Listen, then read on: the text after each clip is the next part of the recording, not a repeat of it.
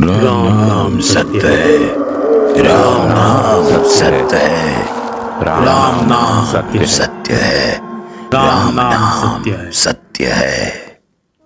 रात के 10 बजे गांव के कुछ आदमी एक अर्थी को कंधों पर उठाए आगे बढ़ रहे थे।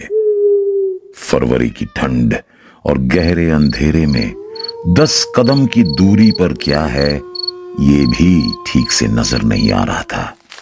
वैसे तो एक अर्थी को शमशान घाट ले जाया जाता है, लेकिन इस अर्थी को लिए ये लोग जंगल की तरफ जा रहे थे। करीब 200 कदम चलने के बाद उनको जमीन पर एक पेड़ गिरा हुआ नजर आया, जिस पर कई अभिमंत्रित धागे बंधे हुए थे और वो पूरी तरह से हल्दी और कुमकुम से रंगा हुआ था। ये शायद उस पेड़ के जरिए एक सरहद बनाई गई थी, जिसे देखकर ये सभी रुक गए। तभी उनको सरहद के उस पार से एक भयानक आवाज सुनाई दी।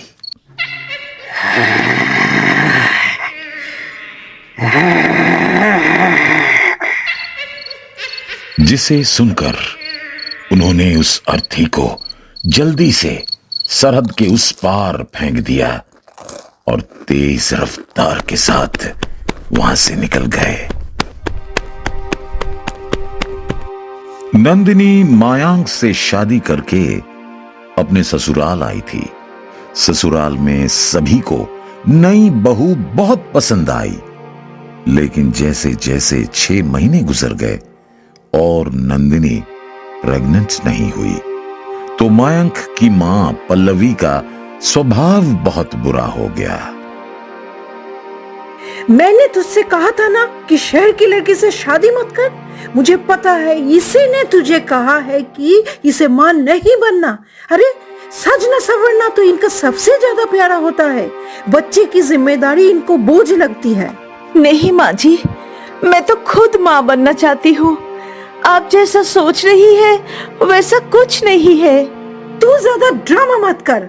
अगर अगले 1 महीने के अंदर मुझे खुशखबरी नहीं मिली तो मुझसे बुरा कोई नहीं होगा। नंदिनी और मायांक दोनों ही ठीक थे, लेकिन नंदिनी को बच्चा क्यों नहीं हो रहा था, ये बात इनको समझ नहीं आ रही थी। एक रात नंदिनी कमरे में बैठी हुई थी, तभी उसको आवाज सुनाई देने लगी। राम नाम सत्य है, राम नाम सत्य है, राम नाम सत्य है, राम नाम सत्य है। उसने खिड़की से झांक कर देखा तो एक मैयत जा रही थी। कितनी अजीब बात है, रात में भला मैयत कौन लेकर जाता है? अजीब तो है, लेकिन हमारे गांव में हर अर्थी रात में ही जाती है। लेकिन ऐसा क्यों? ऐसा माना जाता है कि हमारे जंगल के एक शापित इलाके में दक्षिता नाम की एक राक्षसी रहती है। वो इस इलाके में क्यों है, कहां से आई है, यह सभी सवाल राजा चिरंजीव से जुड़े हैं, जो 18वीं शताब्दी में यहाँ के राजा थे। उनकी कहानी तो मुझे नहीं पता, लेकिन इतना पता है कि जो भी इंसान हमारे गांव में मारा जाता है उसकी लाश को जंगल के उसी इलाके में फेंक दिया जाता है जहां दक्षिता भटकती है। अच्छा, तो इस दक्षिता की पूरी कहानी किसको पता है? यह हमारी गंगा ताई को पता है, लेकिन तुम इसको ना ही जानो तो बेहतर है। पुराने जमाने की अंधविश्वासी बातें हैं और कुछ नहीं।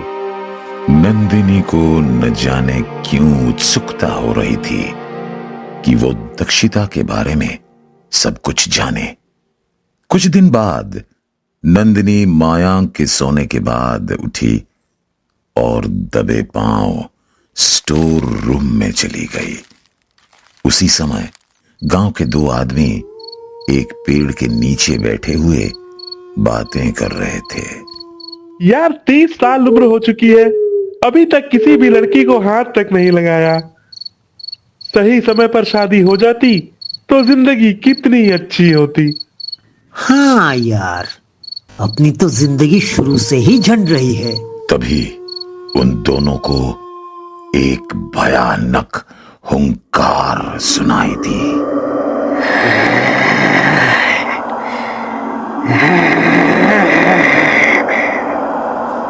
घने अंधेरे में इनको दो लाल चमकती हुई आंखें दिखाई देने लगी। ये दोनों हड़बड़ाते हुए खड़े हुए और वहां से भागने लगे, लेकिन तभी पीछे से इन दोनों पर एक हमला हुआ और इनकी चीखें चारों तरफ गूंज गई।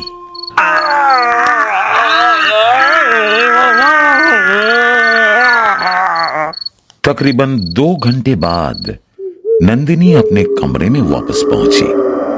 चेहरे पर रहस्यमय मुस्कान लिए वो मायांक की बराबर में जाकर सो गई। सुबह एक दूध वाला अपनी साइकिल पर दूध की कैन लादे हुए जा रहा था। तभी रास्ते में उसे वो दोनों आदमी पड़े हुए मिले। अरे ये शराबी भी ना इतनी दारू पी लेते हैं कि कहीं भी ढेर हो जाते हैं। और उन दोनों को सीधा किया। तभी उसकी आंखें खौफ से बड़ी हो गई। उन दोनों के सीने से दिल निकला हुआ था और खून बुरी तरह बहकर सूख चुका था। दूध वाले ने शोर मचाया। धीरे धीरे कई लोग वहां जमा हो गए और दोपहर होने तक ये बात पूरे गांव में फैल गई। अगली रात फिर से नंदिनी स्टोर रूम में गई और खटाक से दरवाजा बंद हो गया। वहीं गांव की एक टपरी पर एक आदमी बैठा हुआ चाय की चुस्की ले रहा था। रात ज्यादा हो गई है साहिब, अब मैं दुकान बंद कर रहा हूं। अब जल्दी से अपनी चाय खत्म कर दीजिए।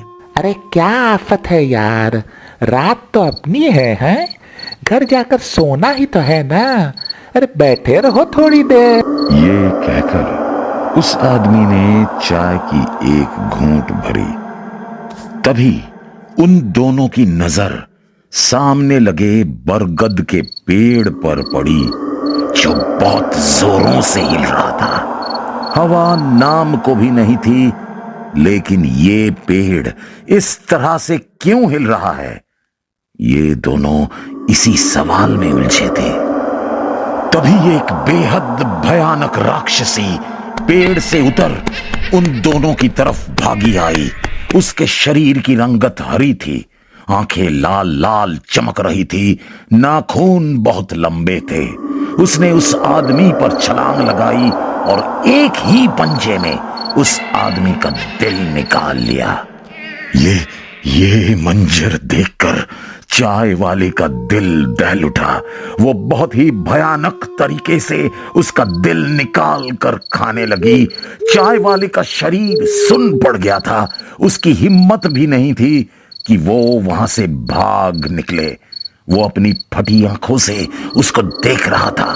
हाथ में पकड़े हुए उस दिल को पूरी तरह से चट करने के बाद वो तेजी से चाय वाले के ऊपर कूद पड़ी।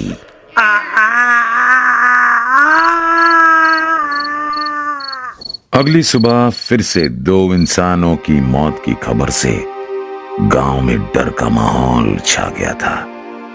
लेकिन उसी दिन नंदिनी को कुछ महसूस हुआ और उसने मायांक को बता दिया कि वो पेट से है।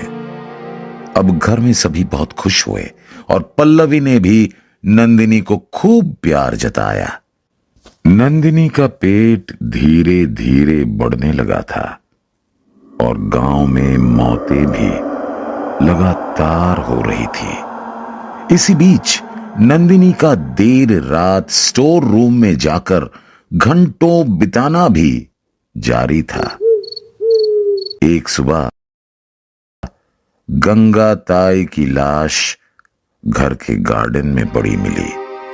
उनकी मौत से घर में सभी को हैरानी भी हुई और दुख भी बहुत हुआ, लेकिन नंदिनी बिल्कुल नॉर्मल थी।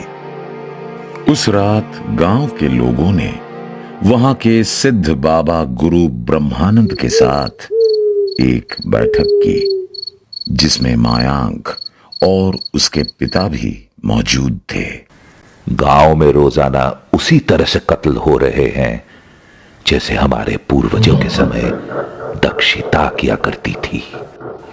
हमें जाकर देखना पड़ेगा कि ऐसा क्यों हो रहा है। कहीं रक्षा सूत्र के साथ किसी ने छेड़छाड़ तो नहीं की है। सभी गांव के लोग उसी समय जंगल की तरफ निकल गए, हाथ में मशालें और दिल में थोड़ा डर। लेकिन करीब 20 लोग होने की वजह से उनकी हिम्मत बंधी हुई थी। सियारों के रोने की आवाज और झिंगूरों की टर टर को नजरअंदाज करते हुए वो जंगल की सरहद पर पहुंचे।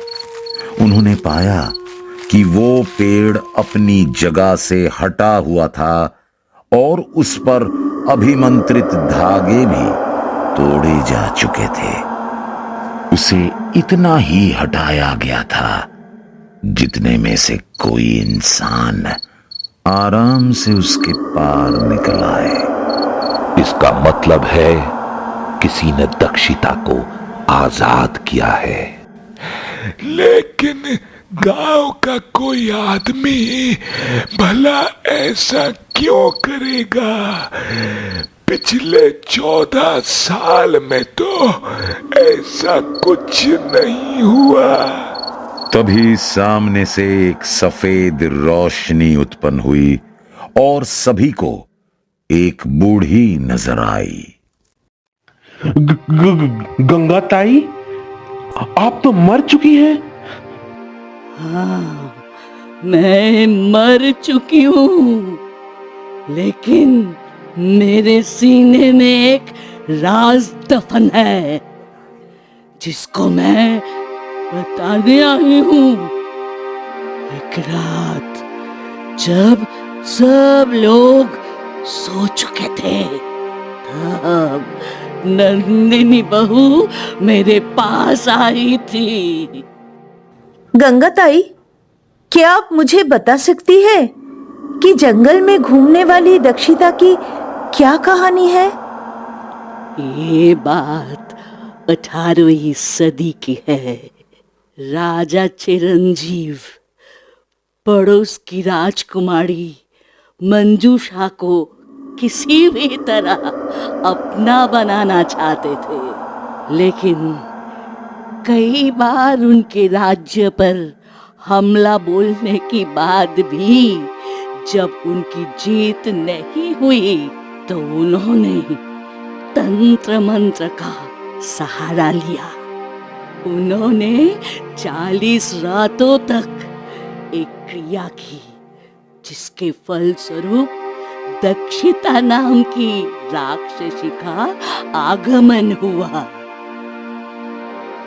राजा ने दक्षिता के साथ सौदा किया कि अगर वो जंग जीतने में उसका साथ देगी तो उसे भरपूर इंसानी मांस का सेवन करने को मिलेगा। दक्षिता को उसकी बात माननी पड़ी। फिर चिरंजीव ने हमला बोला और दक्षिता सामने वाली फौज पर कहर बन के टूटी। उसने उनके हर एक सिपाही को खत्म कर दिया। इस तरह चिरंजीव जंग जीत गया और राज्य के साथ साथ राजकुमारी मंजूषा भी उनकी नई रानी बनी। लेकिन इधर दक्षिता को इंसानी मांस मुंह लग गया था और उसकी पसंदीदा चीज थी इंसान का दिल। वो अब हर रात 2 से 3 इंसानों को मारकर उनका दिल निकालकर खाने लगी थी। अब प्रजा ने मिलकर राजा चिरंजीव का विरोध करना शुरू किया। इससे परेशान होकर चिरंजीव ने 4 बड़े महान तांत्रिकों के साथ मिलकर उसको जंगल में ही वंदित कर दिया। जंगल के उस इलाके में पेड़ों को गिराकर उनको अभिमंत्रित करके एक सरहद बना दी गई। उन सरहदों के पार तो दक्षिता नहीं आ सकती थी, लेकिन उसको भूख में निकलती चीखें गांव वालों को डराती थी। इसीलिए जिस भी इंसान की मृत्यु होती है उसके शव को सरहद के पार फेंक दिया जाता है, जिससे दक्षिता खाए और उसकी भयानक आवाजें हमें सुनने को ना मिले। मुझसे ये बात जानने के बाद नंदिनी ने दक्षिता से सौदा किया कि वो उसको आजाद कराएगी और बदले में दक्षिता नंदिनी को एक औलाद देगी। वो रात को रोजाना दक्षिता का आह्वान करती है और उसी समय दक्षिता इंसानों को मारकर अपनी भूख शांति करती है। उसके बाद वो उन्हीं खूनों से सने हुए हाथों को नंदिनी बहू के पेट पर फेरते हुए मंत्र पढ़ती है। ये कहकर गंगा ताई की आत्मा गायब हो गई। गांव के लोगों ने अब मायांक को एक तरकीब बताई, जिसके मुताबिक उस रात मायांक ने नंदिनी के खाने में एक नींद की दवा मिलाई। डिनर के तुरंत बाद ही नंदिनी की आंखें भारी होने लगी। वो समझ नहीं पाई कि उसके साथ ऐसा क्यों हो रहा है। उसने सोचा कि थोड़ी देर आराम करके वो हर रात की तरह अपना आह्वान शुरू करेगी। वो कमरे में जाकर लेटी और उसे तुरंत नींद आ गई। 4 घंटे बाद जब उसकी आंख खुली तो वो जंगल की सरहद के पास ही जमीन पर पड़ी थी। मैं यहाँ कैसे आई? मैं तो घर में सोई थी। उसने घड़ी में देखा तो 2 बज चुके थे। मुझे दक्षिता का आह्वान करना होगा, नहीं तो वो नाराज हो जाएगी। ये कहकर वो योग मुद्रा में बैठ गई और मंत्रों जाप करने लगी। उसके मन में ये सवाल तो उठ रहे थे कि वो वहां कैसे पहुंची, लेकिन उस समय उसके लिए दक्षिता का आह्वान करना जरूरी था। एक लाश जंगल की सरहद के पास ही पड़ी थी। दक्षिता भागी हुई आई और उसने उसका सीना चीरकर उसका दिल निकाल लिया। इस तरफ नंदिनी बराबर मंत्रों जाप किए जा रही थी।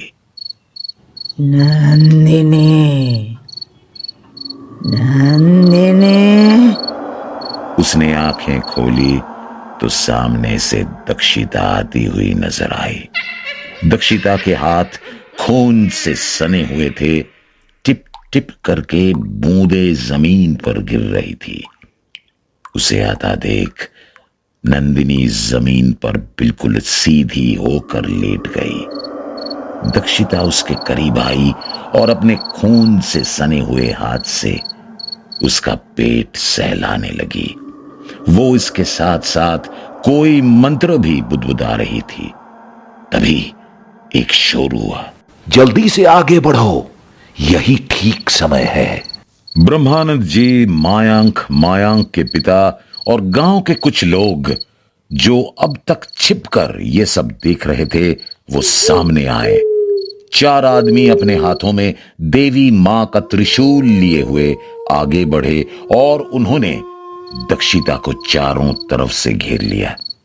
यह देखकर नंदिनी भी हड़बड़ा गई और अपनी जगह से खड़ी हुई।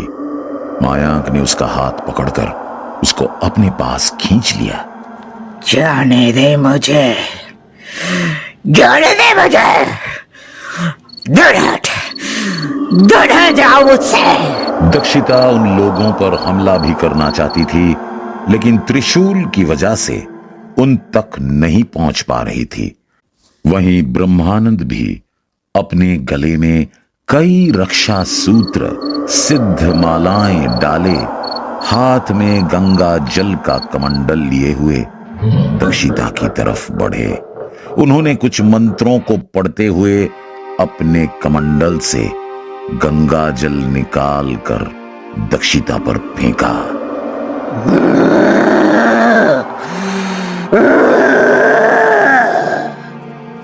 दक्षिता बुरी तरह से तड़प उठी, जैसे उसके शरीर पर तेजाब डाल दिया हो, और उन चारों आदमियों ने अपने हाथ में पकड़े हुए त्रिशूलों से उस पर हमला किया। दक्षिता घायल हुई और फिर जंगल के उसी इलाके में चली गई जहां वो पहले कैद थी। ब्रह्मानंद जी ने फिर से उसी रक्षा सूत्र में दक्षिता को बांध दिया। मयांक, अपनी बीवी को यहां से लेकर चले जाओ। अगर इसने फिर से दक्षिता को आजाद कर दिया तो मजबूरन हमें इसकी बलि देनी पड़ेगी। नहीं, मैं आज ही नंदिनी को लेकर यहां से चला जाऊंगा। तभी नंदिनी को लेबर पेन शुरू हो गया।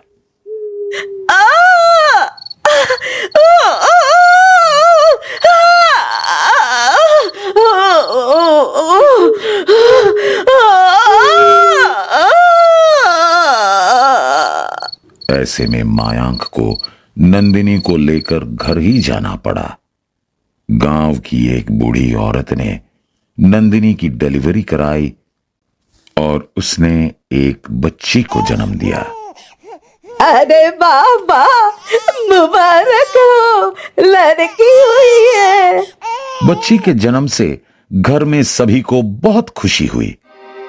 अगली सुबह मायांक उठा तो उसकी बच्ची पालने में लेटी थी और नंदिनी भी आराम से मायांक की बराबर में सो रही थी। मायांक ने मुस्कुराते हुए नंदिनी को किस किया और बाथरूम में चला गया। अचानक उसे नंदिनी के चीखने की आवाज आई।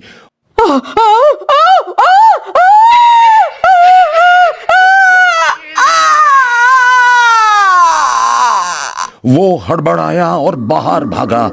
सामने का दृश्य देखकर उसकी रूह अंदर तक से कांप उठी। नंदिनी मर चुकी थी। उसकी नवजात बच्ची नंदिनी की बराबर में बैठी थी। उसके हाथ में नंदिनी का दिल था, जिसे वो बड़े मजे से चबा चबा कर खा रही थी।